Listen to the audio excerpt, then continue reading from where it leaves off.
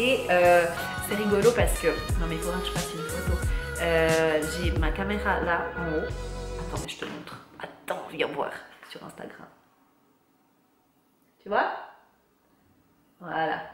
Si tu ne connais pas ma chaîne sur YouTube, ben, je t'invite à aller regarder cette chaîne.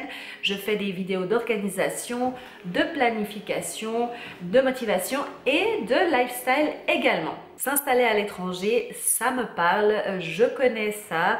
Et sur cette vidéo, eh bien, je vais plutôt m'adresser aux personnes qui aurait un désir de partir et d'aller s'installer à l'étranger. Ça a commencé donc il y a 10 ans où j'étais donc établie en Suisse et puis mon mari a eu une proposition pour être expatrié en fait avec son travail. À cette époque-là, moi ça faisait déjà un petit moment que je travaillais dans le domaine des assurances. J'avais un job qui était stable, un revenu confortable. Et voilà que vient cette opportunité et nous avons dû prendre notre décision, forcément. Mon mari, on a très vite décidé d'ailleurs de partir parce que c'était quelque chose qui pour moi, j'avais toujours voulu faire apprendre l'anglais, mais vraiment l'apprendre, pas genre comme à l'école, un petit peu plus que ça quand même. Et du coup, on s'est dit c'est l'occasion rêvée de pouvoir partir à l'étranger. Quand nous avons décidé de partir, donc mon mari lui est venu une année avant moi, donc ça il faut savoir, moi je me suis installée ici en janvier 2010 et lui est venu en 2009 et moi j'ai gardé mon travail en Suisse pour voilà, faire un petit test, voir un petit peu si ça fonctionnait parce que voilà, avec la crise économique on ne savait pas trop dans quel sens ça allait partir et après déjà je dirais 6 mois on était déjà assez convaincus que on allait quand même tester. L'année suivante, je suis moi venue le retrouver et de là a commencé ma vie ici à Londres où j'ai dû clairement apprendre l'anglais parce que l'anglais que j'avais de l'école, c'est pas qu'il était mauvais, mais c'était que j'étais sortie de l'école il y a 10 ans en arrière, donc je ne m'en souvenais plus forcément non plus.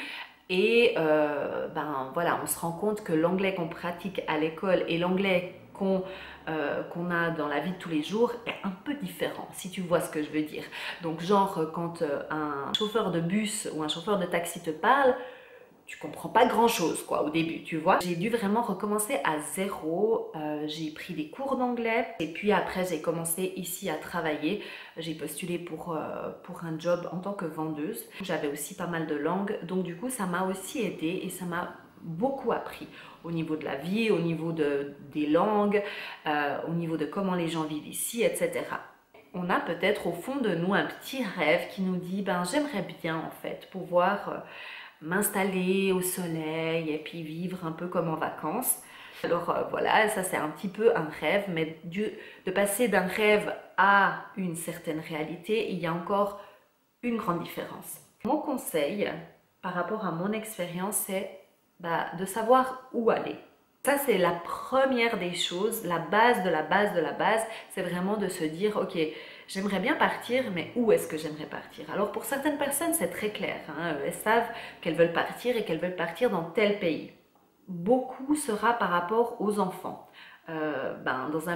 Si tu vas dans un pays où quand tu es toute seule, que tu es célibataire ou que tu es juste en couple, peut-être tu vas pas décider d'aller dans le même pays que si tu avais, par exemple, si tu as des enfants. Quand je suis venue, je n'avais pas d'enfants et maintenant que j'ai une fille, eh bien je me dis, voilà, moi j'irai plus regarder, est-ce que ce pays, au niveau de la sécurité, ça va? Est-ce qu'au niveau de la santé, est-ce que ce sont des choses pour moi qui sont vraiment essentielles quand on a des enfants? Aussi, ça dépend de quel type de travail tu as. Dans quel domaine, je dirais plutôt. Parce que typiquement, si tu travailles dans la finance, eh bien, tu seras déjà un tout petit peu limité dans tes choix, surtout, peut-être pas forcément par rapport au pays, mais peut-être tu auras envie de te diriger plus dans des grandes villes, dans des villes où tu sais qu'il y a des places financières où tu pourras trouver un travail. Après, encore une fois, comme moi, peut-être tu commenceras à zéro aussi. Voir la distance avec tes proches. Parce que ça, c'est un truc qu'il faut vraiment y réfléchir et prendre très attention. Parce que quand on est dans un environnement, par exemple, dans ma situation en Suisse, où on a vraiment un peu tous nos proches qui sont autour de nous, notre famille, nos amis, eh bien, on ne se rend pas forcément compte que c'est une chance. Vraiment, c'est une chance. Si on s'entend bien avec, hein, bien sûr, parce que si on s'entend pas avec, c'est un petit peu, voilà. Si la distance, par exemple, tu décides d'aller aux États-Unis, eh bien, il faut considérer que quand tu viendras peut-être beaucoup moins souvent, que les personnes pourront venir te visiter beaucoup moins souvent. Voilà, est-ce que c'est quelque chose qui est important pour toi ou pas? Le coût de la vie, un petit peu te renseigner par rapport à ça. Si c'est un pays tel que, qu'est-ce que je pourrais dire, le Japon par exemple, où c'est un coût de la vie qui est très élevé, la Suisse aussi, hein, par exemple, il faudra considérer aussi ça.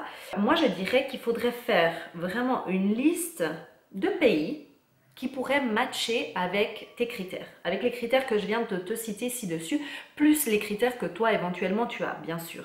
Va lire un max sur les blogs, tout ce que tu trouves sur Google par rapport à ce pays-là, renseigne-toi, fais ta liste avec plusieurs pays et au fur et à mesure, tu verras que certains pays, peut-être tu vas les éliminer automatiquement.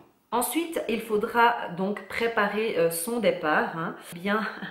Il y a beaucoup de choses à faire, hein. À partir du moment où tu sais où tu vas et que tu es décidé d'y aller, c'est là que ça prend pas mal de temps. Commence à garder toutes les lettres que tu reçois et de faire une liste également de tous les assurances que tu as. Parce qu'en Suisse, on en a beaucoup. Par exemple, pour le téléphone, pour qui c'est qui gère ta télé, qui c'est qui gère... peut-être tu as un abonnement de fitness, peut-être... Écris tout ça. Au fur et à mesure, à partir du moment où tu sais où tu veux aller, eh bien, commence à faire ta liste. À chaque fois que tu reçois un courrier, même des fois des abonnements pour des magazines, on n'y pense pas forcément, mais écris tout ça. Comme ça, tu auras une liste de toutes les choses en fait auxquelles tu es abonné, on va dire, ou affilié, ou assuré, ou voilà, on s'entend. Je te conseille de faire aussi un topo au niveau de tes finances en général, parce que si tu es, je ne sais pas, à découvert sur tes cartes de crédit ou tu es en retard par rapport à tes impôts, eh bien, il faut que tu sois clair avec toi et il ne faut pas faire l'autruche et se mettre la tête sous le tapis parce que surtout si tu veux partir à l'étranger, il faut que tu sois en règle, en ordre avec tout ça.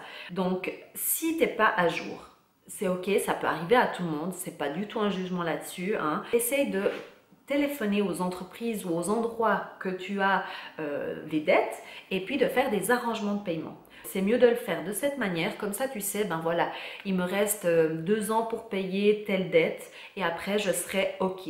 Aussi se renseigner par rapport au délai de résiliation. Donc une fois que tu as fait ta liste, tout ce que tu as écrit, là les assurances, etc., eh bien à ce moment-là, écris aussi les dates de résiliation. Par exemple, certaines assurances te demandent 3 mois. Ton loyer, tu dois peut-être donner 6 mois, etc. Et au bout d'un moment, parce que tu sais que j'adore la planification, eh bien, tu pourras planifier dans ton agenda de te dire, ok, là, je dois résilier, tac, tac, tac, tac, tac. Pour les coûts que tu as, essaie de penser à, est-ce que je ne pourrais pas déménager dans un endroit qui me coûterait moins cher? Donc dans un plus petit endroit pour diminuer tes coûts. Ou alors même de faire une colocation ou de vivre chez quelqu'un. Moi, personnellement, je suis partie vivre 6 derniers mois chez une de mes tantes. J'ai vendu ma voiture et ça, c'est justement le point suivant, c'est de vendre ta voiture, de vendre les meubles qui ne te sont pas vraiment utiles, de vendre toutes les choses qui sont un peu superflues, que tu pourrais gagner de l'argent avec ça. Comme ça, tu commences gentiment aussi à purger un petit peu ce que tu as en trop. En même temps, ça te fera des économies forcément. Là, ce sont pour mes amis les Suisses. Donc, il faut savoir que moi, je ne suis pas d'origine suisse, je suis d'origine portugaise.